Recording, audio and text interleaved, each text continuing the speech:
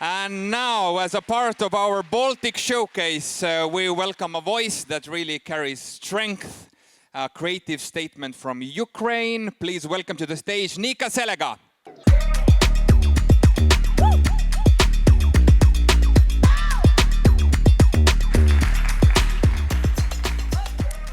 Hello, and thank you for the invitations. It's the first time in Vilnius, great city, a lot of common history with Ukraine. Thanks a lot. That's an honor. I'm a CGO of creative agency Bickerstaff. It is situated in Ukraine, in Kiev, and I'm from Kiev. We also have our second office in Lisbon, and we are focusing on strategies, on creative campaigns. That's our key power in the world of creative. And this year, at the beginning of the year, in January, we have received a proposition from the Ministry of Economy to build an Expo pavilion in Osaka, in Japan. So 3 months before the launch. And of course, sure, who we are not to say yes to represent our country on the global level. We also had only a week to propose a key strategy, a key narrative to the Prime Minister to say what will be the main idea of the pavilion. So, by the way, a Baltic pavilion, have you seen it? Have you heard about it? That's very intellectual, that's amazing and very gentle. A lot of people all the time inside, Latvia and Lithuania together. So if you haven't seen it before, that's an Instagram account. You can see it. It's working till the 13th of October. So, Expo 70, also in Osaka, it was in Japan, and that was the style, progress and harmony for mankind. And this year, designing future society for our lives. We had to solve only one task, what will be the key topic of our pavilion, only 50 square meters, so it may be the smallest one on the Expo. And we have decided that we have only one thing, we have to talk about the main, and the main is values. Values are not for sale, and we have to communicate about freedom, humanity, values that are reasonable, and that's how our main logo was, not for sale. Thank you. It was a little bit risky in March to communicate such a slogan, but, you know, at the final moment in April and all months after that, it was like the best decision. And a lot of people came with a smile and they said, I think it's Ukraine, not for sale. It was a big sign on the beginning of our pavilion. So, that's a render. That's our art director created such a pavilion, such a picture, that it's like a shop, that's a render, and that's a real photo. So we have done it online with Japanese experts, and we couldn't believe our eyes. How is it possible to create the same, even the light, everything was like from that picture. We came 3 days before the opening of the pavilion, and it was amazing. From this side, it was very professional and really outstanding. There is another side of the coin. If you want to move the table inside the pavilion or to do some corrections, it's absolutely impossible. You have to write a letter, you have to sign it. After that, you have to send an email, and maybe in a couple of days, you will receive an answer that it's possible. But to make very quick decisions, no. So there are always two sides of the truth. That's our pavilion. A lot of people thought that it's something like IKEA store. Okay, it means that metaphor works. It is a store, and inside there are a lot of goods. Every stuff has its own price, and when you go inside the store, you have a scanner. like in the shop. You scan a price and you watch a very short movie. It's only 1 minute. They are all different. And of course, with Japanese subtitles, because no one is speaking English, and most of the auditorium, 90%, Japanese visitors. Before that, we did a deep cultural experience, how to communicate, to be clear, and how to talk about the very uncommon things. So we had lines, and they are lasting till today. Approximate time is 30 minutes, up from 20 to 1 hour, and we were, so it was a great surprise how these lines in Japan work. What is the reason to stay for an hour to go into the small pavilion in the place where you have 160 countries? But in Japan, the line is a marker of success. It means that something quality is inside. So, yes, inside every stuff, every good, is a symbol of this or that value. It is non-direct. For example, a globus is a symbol of resilience and innovation. It is a story about Ukrainian farmers. How do they work in these circumstances?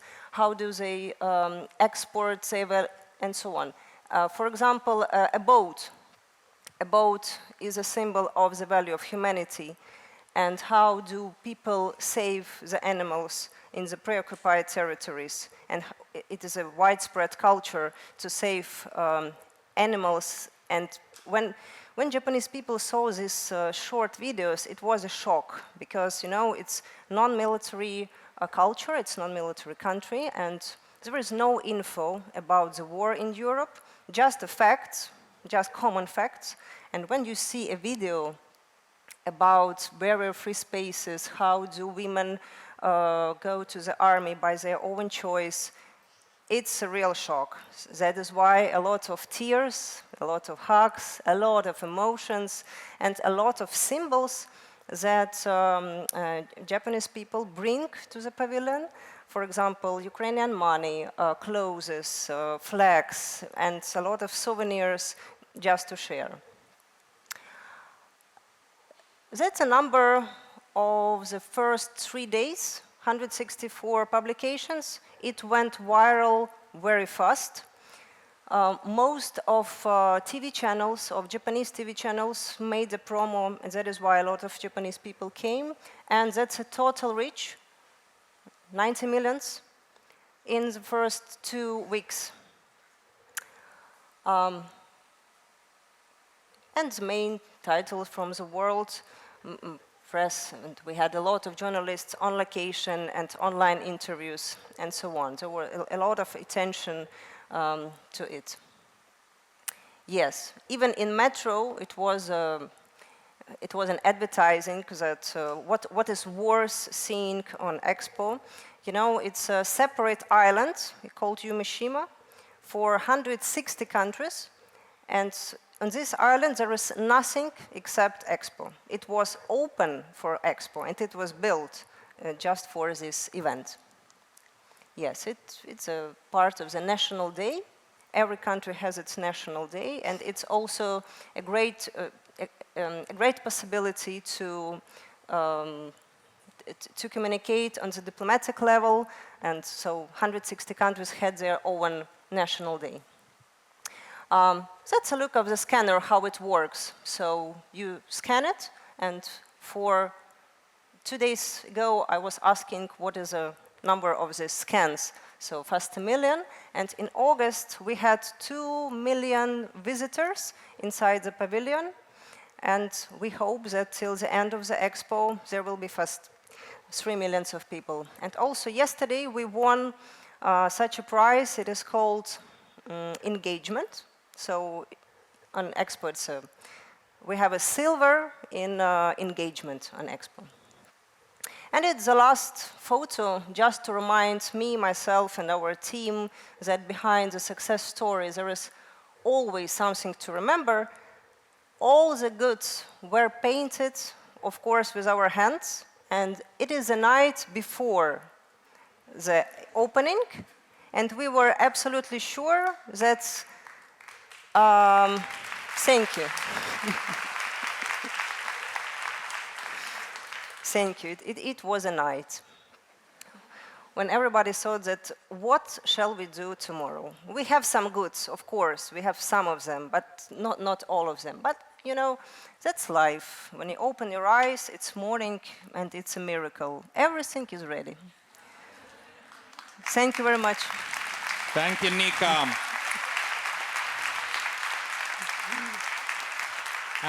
Andres is asking, what is the role of brands and marketing during the war? You know, especially in business, that's a great question, because we have one dairy brand came to us in April 2022 with a question, with a task, how can we communicate milk now? What shall we say to our audience where everybody is in a war, just this word. Yes, and it was a great strategy from our side. We created, it took FE Europe. We were creating such a strategy called We Instead of Me, because it was a key narrative that people were moving through the country, searching for a new home. You know, it's a great period now in history for a lot of brands, because I think there are no brands in Ukraine who are not talking about the main social topics. It's impossible not to be in the context and to make a vision that there is no war, for example, and we only communicate blushes or a milk. There are some international companies that play this game, who they show that no, there is only our product and that's it. But they lose, if to be honest. Yes, so for most of companies, I think maybe 90%, they are social oriented. If they don't feel the time, they lose. Are there any funny commercials or Of course, advertising around? yes. Yes? Yes, humor is our Strength. is identity, Yeah. for sure. Without humor, it will be impossible just to live these times. That is why, sure, there are lots of humor. Even servants, even people in the army, they are. If you see a TikTok, you know, there is a lot of humor from the front line. I can't imagine this time without this component. That is why a lot of brands, of course, even in social campaigns and businesses, they are funny. That's cool. Yep. Let's go back now to Expo. Did you also see an increase in support for you as a country as a result of this Expo? Because, you know, there are probably a lot of countries which don't know even maybe that there is a war in Ukraine. Of course, we had a lot of, not only Japanese people, for sure. But between Ukraine and Japan, now it is a very like historical period of time, of course, and for most of them, we really open the eyes to show not only the war, a culture, to show a lot of things, a lot of traditions they didn't know. So I think that in 10, 15, and 20 years, not only for Ukraine, for those countries who take part in Expo, there will be a result in the future. A lot of Russians were coming to our pavilion.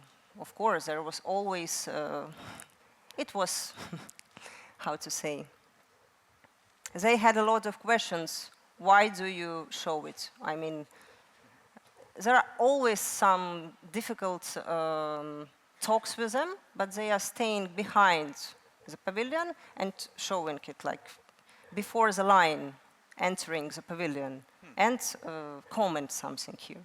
So that's a very interesting, like, social story. How do they don't make a step inside the pavilion?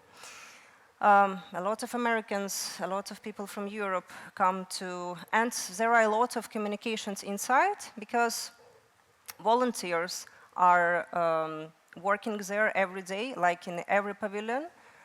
And all of these people, they must speak Japanese because that was like a shocking news that really, literally, no one speaks English. That is why we took all the volunteers speaking Japanese, and that was very, very smart. Yes. Thank you, Nika. Thank you. Thank you very much. Thanks. Slava Ukraini!